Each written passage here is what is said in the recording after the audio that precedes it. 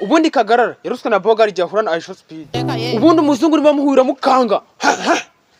None Kagarara yaragiye aribumbarika yigira nk'agahinja bahetse. Urimo satani. Kagarara n'umusivili. None se ubundi ari kwiyemera gute? Dore mukanya mbonye video yatembere handi bakorera ndi mufuded. Ari kwisekesha ukuntu, yivugisha ukuntu, byubwira sinyine cyane.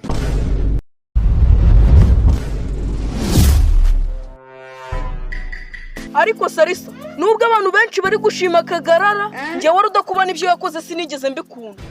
Ngo ni wigeze ugira iki? Ariko Sarisa, uzi ko wajya ngo ni bya bintu bya kera, wabonaga abazungu tukabiruka inyuma tugenda dusakuza. None se Kagarara ivyo ngibyo yigeze abikora? Ahubwo se hatabikoze ni he? Buri ikintu nangiye abantu binahani bajya babwiza umuntu kuri. Kuko urabona bitewe n'ukuntu bari kumucaho tura dufaranga afite.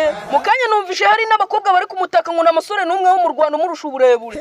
Ngo ni ikizungereza ngo nagatomati ngo ni we Bogari mu Rwanda. Ariko Sarisa sinkubeshye nje wari udakubana ivyo ngibyo simbyubakiyeho. Yakoze amakosa kandi yaranambabaje. Kuko buriya nyimara gucukumbura ngareba ama video yiwe yose.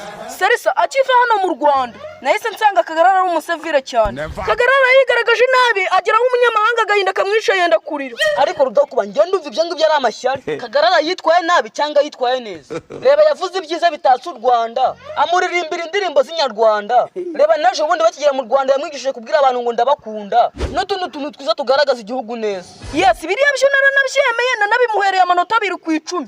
Ariko ibindi bintu yakoze Sarisa ntabwo byigeze binanezeza na rimwe. Sha nje ndi kureba kuva urugendo rutangiye naho rusoreje. Nkabura mikosa Kagarara yaba yarakoze pe. Ariko Sarisa usibye ko abantu mutazi kwitegereza, ikosa rya mbere reka turirebere hari yagihura na Ashton Hall. Bateye push up Ashton araruha pe.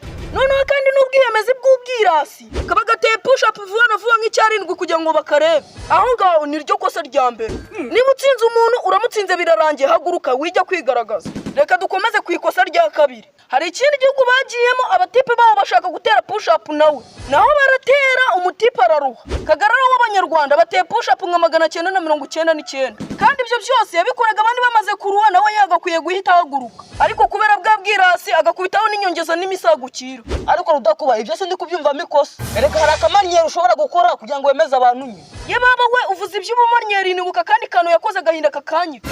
Ubwo sako nagaki. Sarisa hari ibintu yikoreshaga agahita simbuka utuganza kadukubita kuturenge.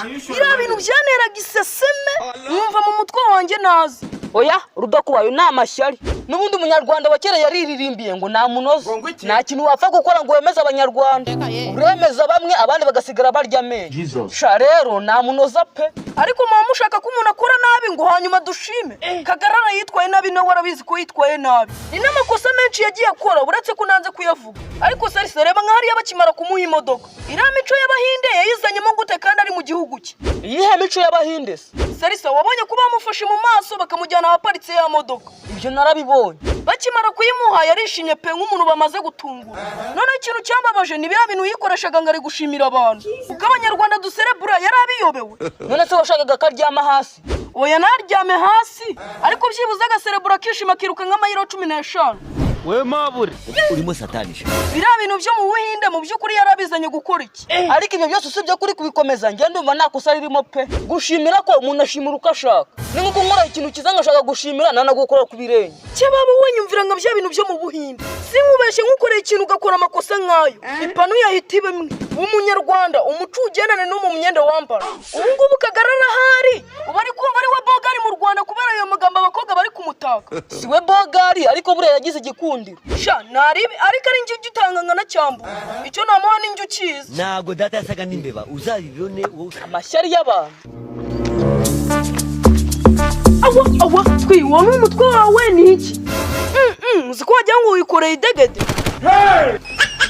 Wangu urumva atari mwanduranye. Sorry. Ahubwo se mani twi. Nawe ndabizi kuzi gushishoza. Utambeshye Kagarara yitwaye neza muri biriya bintu byiwe. Yababa we Kagarara numumbwire. Iramyitwarere Kagarara Kagarara. Rudakuba kera hari ibintu twakunda gukora turi abana twitaga gucobereza. Rudakuba ukaji wabo wundi mwana ukabaneka nyene byahiye. Mu gihe utaramiye ibyo biryo rero ukibumbarika ku buryo no wagukubita mu rugo rero wamwihanganira. Ariko tagati yawe ari kugira ngo wamuhigwa wo gushukura uze gucamo. Nyine twi usibye kuba ari kuvuga ngo ngiye Rudakubana ngira amashyari. Naho Kagarara yitwaye neza. Kagarara n'umusivile nongera mbivuga n'umusivile.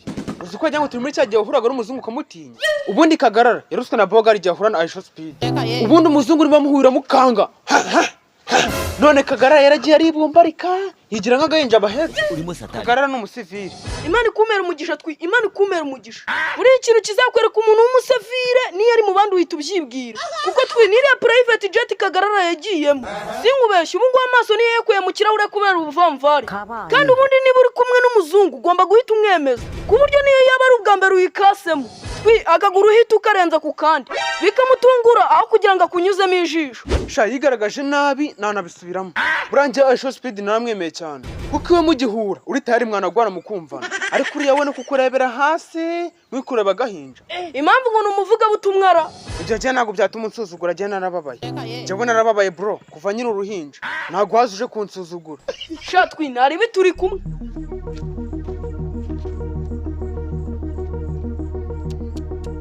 Ariko bagiye akamodoka. Never. Kariya nk'icyakamba. Ariko sesa wabonye Kagarara ukuntu katangiye kwirata. Nginde Kariya Kagarara man. ariko rero ibintu by'amashyari maze kubyumva mu matwi yanjye. Kagarara yabagize none se ubundi ari kwiyemera gute? Dore mukanya mbonye video yatembereye handi bakorera ndi mufudede.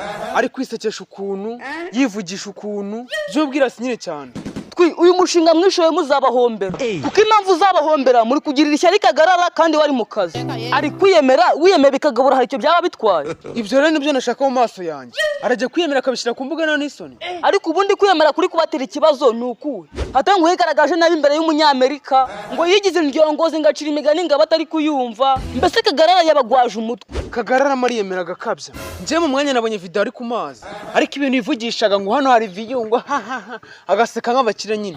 Ariko tuvugishije ukuri Kagarara yabaye umukire n'ubundi byararangiye. Ariko ntirengagize ko ejobundi yabumbaga amatafari. Kubumba amatafari ntibyakuraho ubukire uzatunga. Ahubwo mwebwe mushyira imitima hamwe mureka amashyari. Uko muta umwanya mumuvuga iwara bari mu kazi ke mwe muri guhomba. Are you playing?